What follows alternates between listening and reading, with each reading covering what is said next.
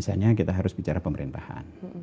Kalau bicara pemerintahan, sebagian besar sudah berpengalaman di pemerintahan, ya kan? Ya, betul Pak. Misalnya Anies pernah menteri, pernah di akademisi, pernah rektor, kemudian pernah jadi gubernur. Gubernur. Muhaimin pernah jadi menteri, partai, ngertilah pemerintahan. Betul. Prabowo juga menteri, lalu kemudian Gibran juga wali kota. Lalu kemudian Pak Ganjar gubernur, Pak Mahfud menteri. Nah, dan bukan hanya satu periode. Periode Gus Dur juga beliau adalah menteri. Artinya kalau bicara pemerintahan, paham. Lalu kemudian, tetapi apa yang akan mereka lakukan dengan kondisi pemerintahan hari ini? Ya kan? Tentu orang mengharapkan apa yang Anda janjikan. Kadang-kala karena orang berjanji, itu kadang-kadang tidak terukur.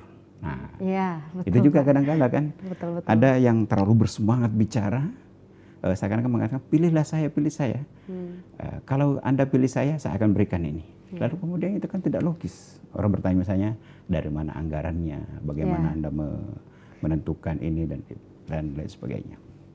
Yang berikutnya misalnya persoalan HAM. Itu isu-isu HAM banyak sekali persoalan-persoalan HAM yang belum tertuntaskan. Persoalan hukum, persoalan penguatan demokrasi. Itu hal yang berat. Karena ini kan sebenarnya saling terkait. Jadi seorang pemimpin akan dilihat tingkat wawasan penguasaannya terhadap persoalan, bagaimana dia menguasai suatu persoalan. Lalu kemudian memetakan, mengidentifikasi satu persoalan dan memberi solusi.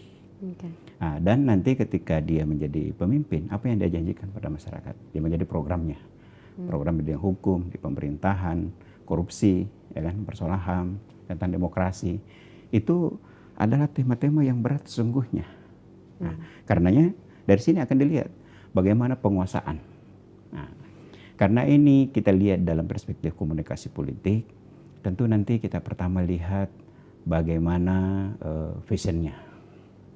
Ya, jadi pilihan warna, kain, warna, bentuk pakaian, itu akan lihat secara personal, lalu kemudian pasangan. Matching nggak antara satu dengan yang lain.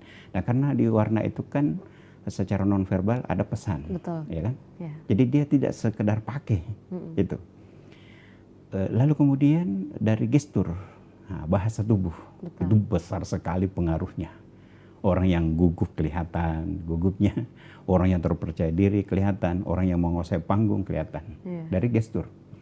Dan gestur ini kadang-kadang lebih berbicara dibanding yang verbal. Betul.